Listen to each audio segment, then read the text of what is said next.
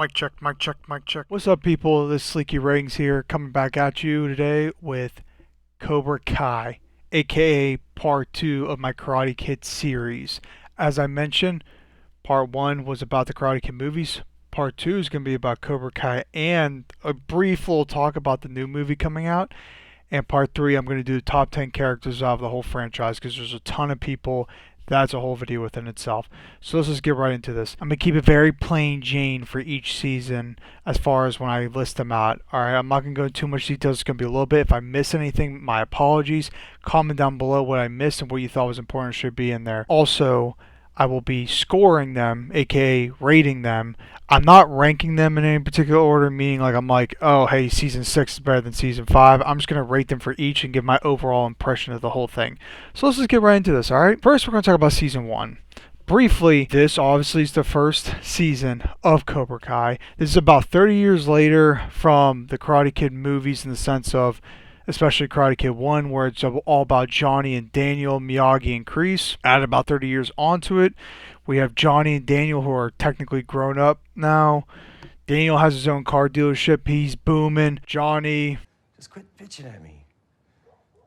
What did you just call me? No. I didn't call her a bitch. I said she was bitching at me.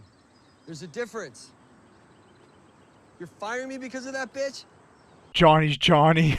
He lost his job. He lost all of his confidence after that crane kick in the tournament, man. I'll tell you what, he lost it all. But you know what? He's funny still. I like that Johnny opens up Cobra Kai after he sees all the succession Daniel has. He's like, you know what? I'm bringing back Cobra Kai. He opens up a dojo. Daniel sees that.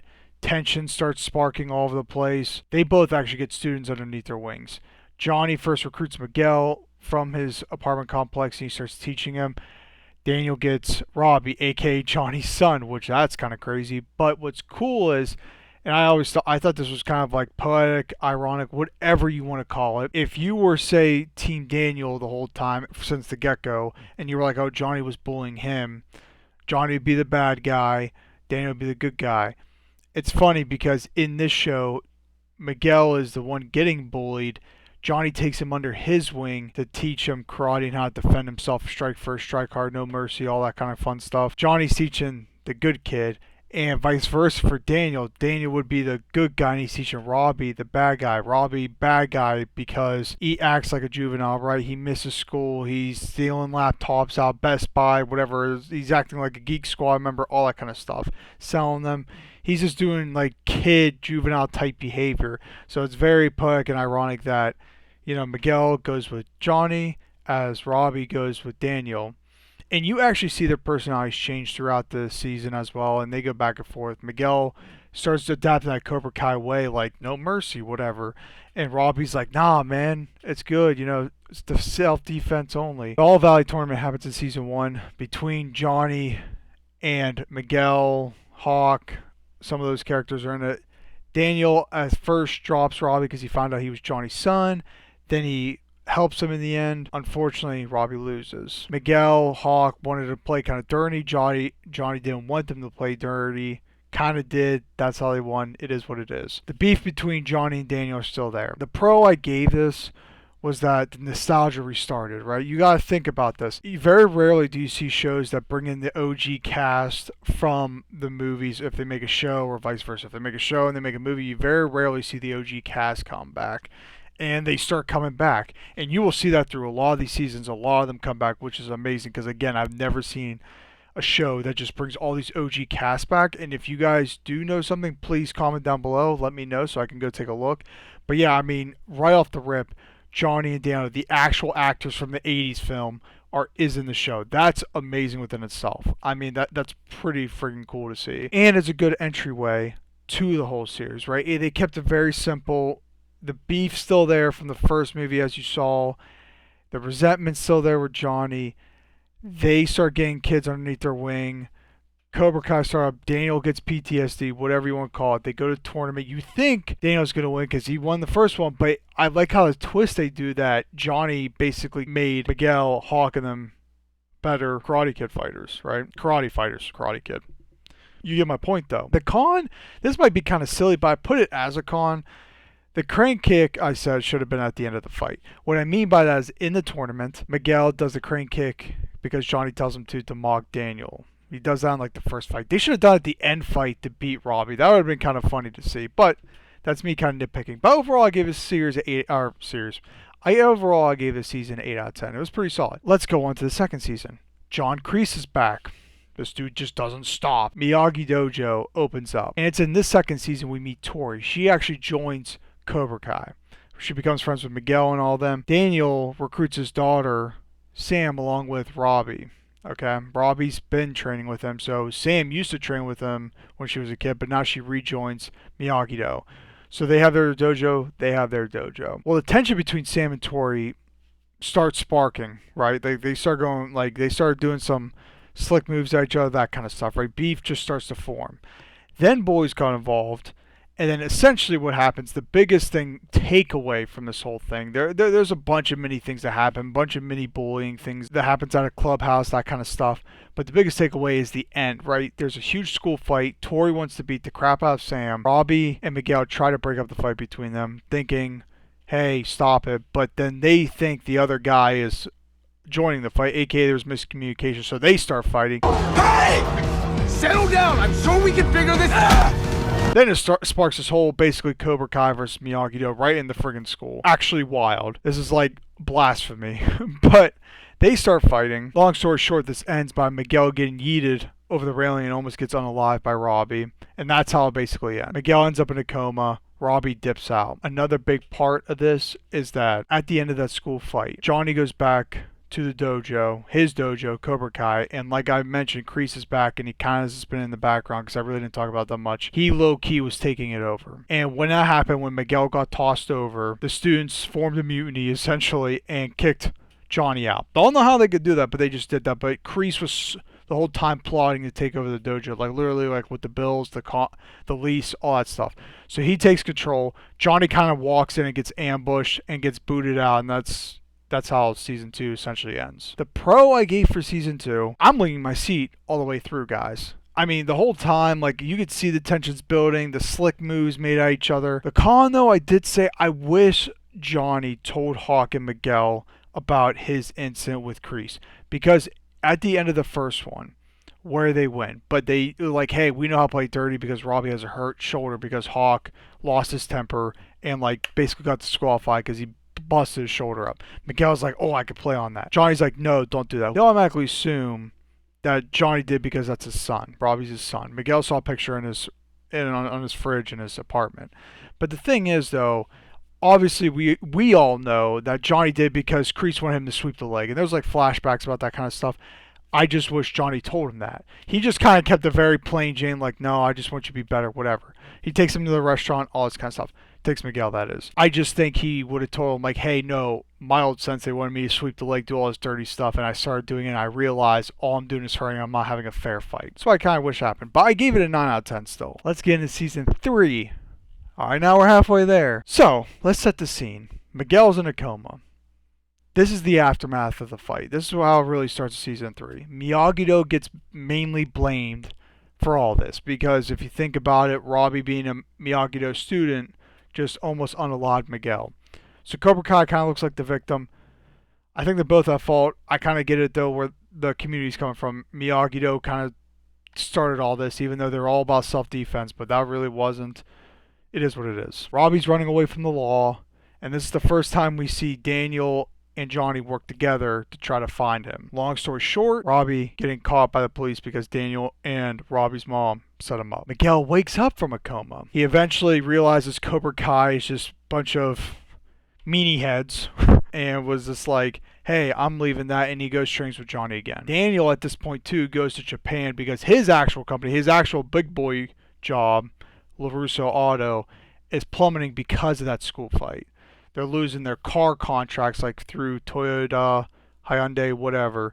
So he goes to Japan to help get them back. Well, that's where he also meets Chosen and his old love from the Karate Kid 2 movie. Chosen and him train there. He learns some secrets about Miyagi-Do training that he's never heard before. When Daniel gets back from Japan, essentially some stuff happens, but Johnny and Kreese are fighting at the Cobra Kai dojo over his son Robbie. because at this point as well, Kreese recruited Robbie while he was in juvie, recruited him into Cobra Kai. So Robbie's like, yeah, I'll come train at the dojo at Cobra Kai, but he doesn't really want to do it anymore, but he kind of is. Let's be honest, folks. Johnny doesn't like that. So he tries to fight Kreese. Kreese looks like he's winning. Then Daniel comes out of nowhere, like a superhero over here, and starts fighting him and starts using those same moves Chosen taught him, and Kreese was like mind blown. Like he could have like literally like what he did in the other movies and all that other stuff. But he kind of gets stopped, and they ultimately come to a decision is that, hey, let's make a freaking bet. Johnny and Daniel versus Kreese. Miyagi-Do, Johnny forming Eagle Fang, that's his new dojo, versus Cobra Kai. Whoever loses, finito, out, gone. That's essentially how season 3 ends. The pro, I like how there's more callback characters. So we get Chosen back, we get Kreese back.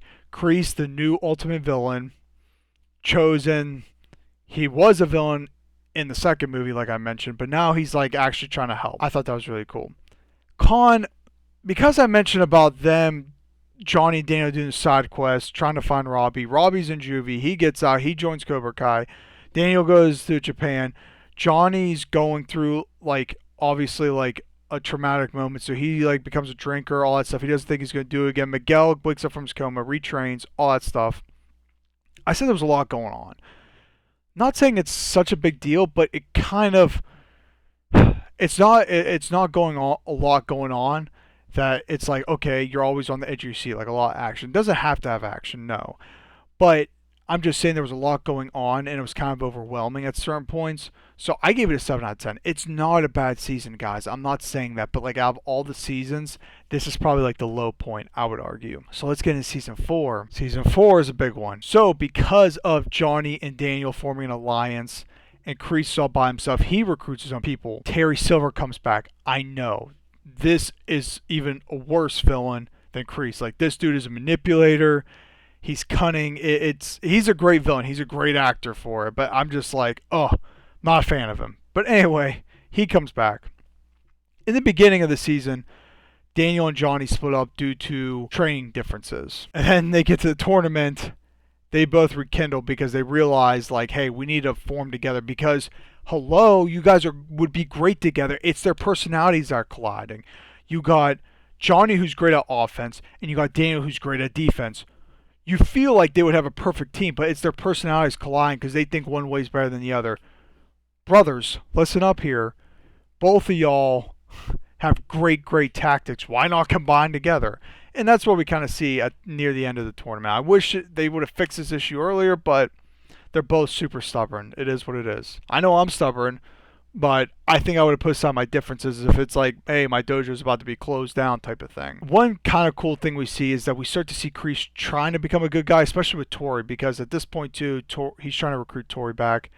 Silver's like, play dirty. Kreese is like, no, you do what you want when she's fighting Sam. You do what's right. So Kreese is starting to become the good guy. Silver's going more into the dark side, if you will. Star Wars reference. Anyway, long story short, Tori wins by basically a technicality.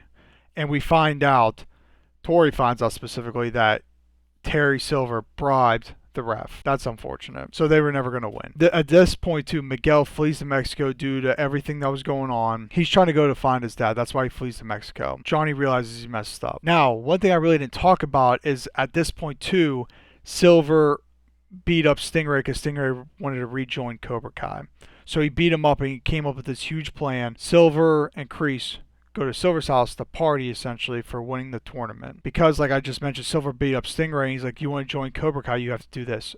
Stingray told the police it was Kreese who beat him up. He gave a false statement. The cops go to Silver's house, arrest Kreese, and Kreese is like completely blindsided by this. Now it's just Silver controlling the Cobra Kai, and he wants to open up multiple dojos. He's all about the moolah. Pro, new villain, the plot is thickening, folks. I mean, it's getting pretty deep. Kreese is arrested. Johnny's on the hunt to look for Miguel. Daniel is like in shock and awe, and this is also when he asks Chosen to come help because he's trying to use the loophole like, hey, I can't teach, but Chosen can type of thing. The plot is thickening. I like it. That's a huge pro. Con, it was actually honestly hard to come up with a con. The only con I said was that the personalities colliding. Like, it was so bad and so annoying, like, watching Johnny and Daniel fight when they realized what was at stake here with Eagle Fang and Miyagi-Do. It drove me nuts. I'm like, guys, put aside your differences. It's not that hard. You guys are grown men. Like, grow up, right? But I gave it a 9.5 out of 10. I mean, it was a solid, solid season. Season 5, as I mentioned, Miguel's in Mexico. So what Johnny does is he gets Robbery and they go look for him. He kind of tricks him, but they go look for Miguel. Daniel shuts down Miyagi Dojo. Tori confronts Silver about the bribing, and he's like, yeah, but you're a great fighter. You know, it was worth it. Whatever. You should have won that. Tension keeps rising while Johnny's AFK away. Tension builds between Silver and Daniel. Like, Silver does all these petty things to make Daniel's wife get mad at Daniel, all this kind of stuff. It was actually mentioned in my last video briefly, but it was Jessica Andrews that convinced Daniel's wife that, hey, no, Terry Silver is a manipulator. He's a piece of garbage. He's a villain. He's a toxic chemical, all this kind of stuff. And Daniel isn't making this stuff up. It was, you know, her wisdom that I think kind of helped Daniel's wife understand how bad he was, because she was there in Karate Kid 3, the movie, and I guess I mentioned it briefly. Also in season 5, the Saikai Taikai event, the Super Bowl of karate, if you will, even though it's not a real tournament. Silver enters Cobra Kai, so Daniel, Chosen, Johnny, all of them get wind of it, so they do it as well. Long story short, they both get accepted into the Saikai Taikai tournament. A fight breaks out of Silver's house with a drunk Johnny, Mike Barnes, because he comes back in this as well, and Chosen. They fight at Silver's house. Literally, Chosen, Silver fight to the death. Crazy, I know. And a fight breaks out at the Cobra Kai studio because they're trying the Miyagi-Do students now, the OG people, are trying to get the video footage. And the new Cobra Kai students, the bullies, all that kind of stuff, are trying to stop them. That happens. Daniel ends up going to the dojo, Cobra Kai dojo, that is. Silver meets him there. They fight. Silver loses. All the apparel gear, everyone quits Cobra Kai, tosses on his limp body. He's laying on the ground. Silver gets arrested. Kreese, of course, breaks out of prison because, again, he got arrested in the previous season. So Kreese just doesn't stop. Silver doesn't stop. No one just stops. That's how it ends. The pro, there's a lot of action. The story building is separated, right? Like I was mentioning in season 3, there was a lot going on. There's a lot going on in this, but the way they divvy it up is kind of smart.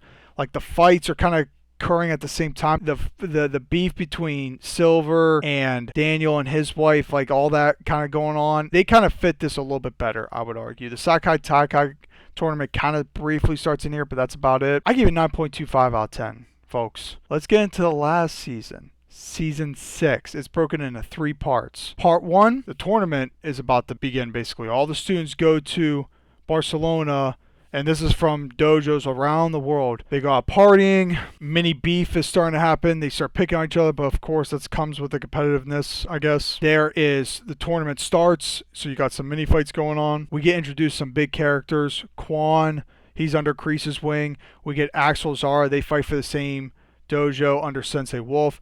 Axel, literally a unit. He can fight.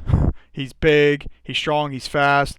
Zara, she in real life is an actual fighter, like black belts, tournaments, all that kind of stuff. And actually, I didn't know this part. Maybe you guys did. But some of these Cobra Kai characters, like Hawk, and some of them, I believe Hawk, some of them actually did karate in real life as well. But Zara is like, yeah, like I said, she does tournaments. She actually has black belt, all that kind of stuff. So then we get into part 2. More tournament. But then at the end, there's a huge actual brawl. Like the school thing, except it's on the maps.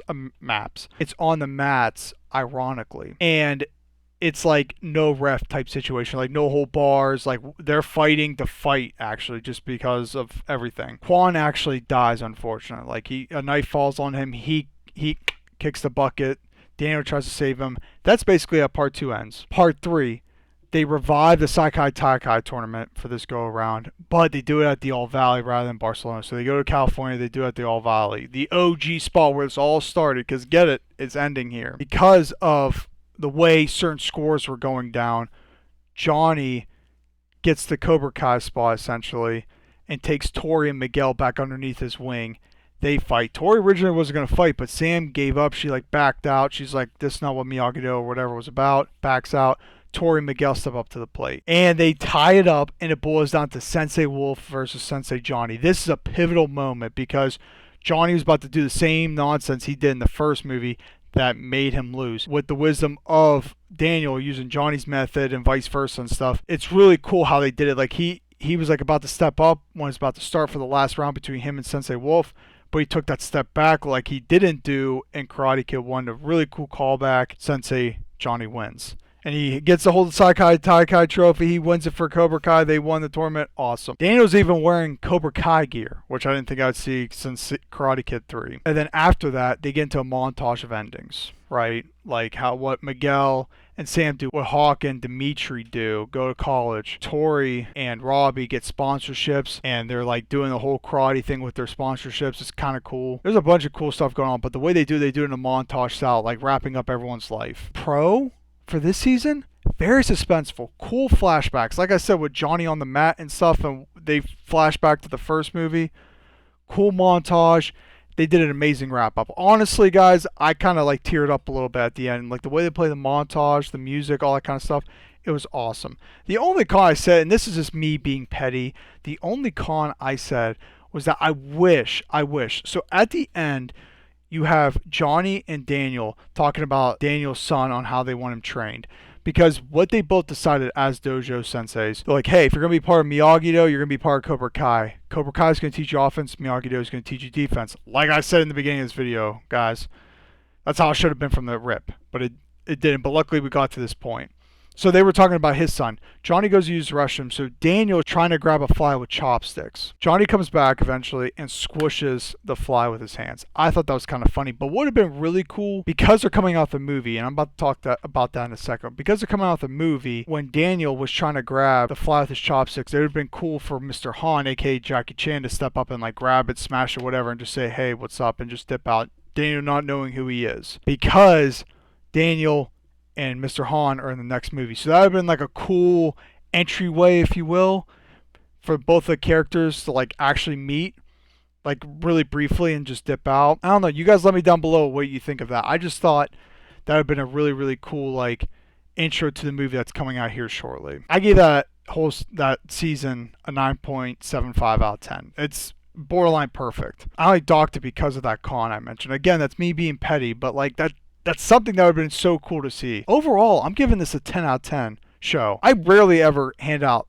Sleeky Ranks 10 out of 10, but I did because it brings the nostalgia back from Karate Kid that a lot of us like. It continues the actors being older in this from the original. It's not like they replaced the actors and they kept the names. No. They use the same actors, which is incredible that they're in this kind of shape at their age.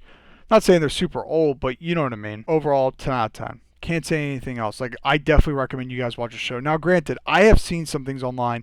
People are like, oh, you really don't need to watch the movies. No, you should watch the movies because you will not get the same feeling in the show if you don't watch the movies, if that makes sense. Because the show really does pick up. And again, there's the way they design this show, there's so many great flashbacks. Like, I wish I could show them all in this video, but I just can't.